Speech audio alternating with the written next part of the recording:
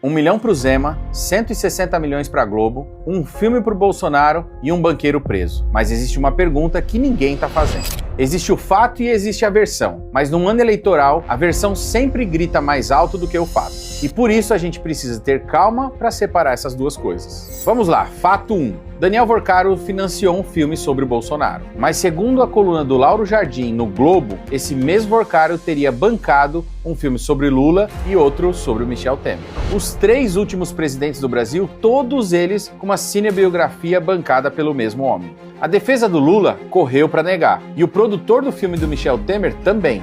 E o próprio Temer, que negou ter recebido dinheiro para o filme, recebeu 10 milhões do Banco Master por serviços de advocacia. E isso tá tudo registrado. Fato 2. O pai do Daniel Vorcaro doou R$1 milhão para o Partido Novo em Minas, partido do Romeu Zema, em 2022. Uma doação legal e registrada na Justiça Eleitoral. Fato 3. O Flávio Bolsonaro buscou patrocínio privado com Vorcaro para um filme sobre o pai. E ele diz que conheceu Vorcaro em dezembro de 2024, muito antes das acusações públicas. E os ministros do STF, segundo Metrópolis, declararam que no que foi divulgado até hoje, não há crime. Assim como não há crime nos 160 milhões de reais que a Globo recebeu de patrocínio do Vorcaro no programa do Luciano Huck.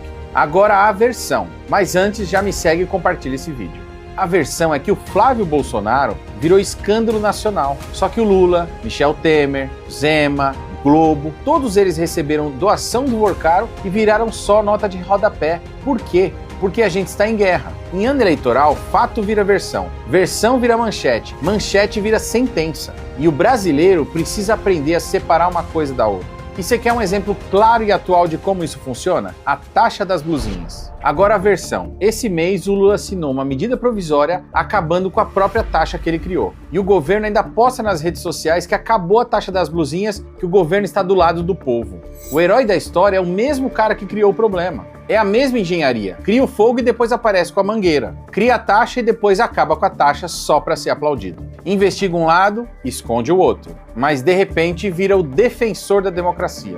Por isso a gente precisa fazer uma distinção que ninguém está fazendo. Uma coisa é o ilegal, outra coisa é o imoral, e uma terceira coisa completamente diferente das outras duas é o que é conveniente. E em ano eleitoral, tudo isso pode ser transformado em versão. Tá só começando. Esse ano vai ser longo, a campanha vai ser suja e o brasileiro só tem uma arma, a memória. Eu sou Gilberto Nascimento e eu acredito que o eleitor brasileiro é mais inteligente do que a versão que tentam vender para ele.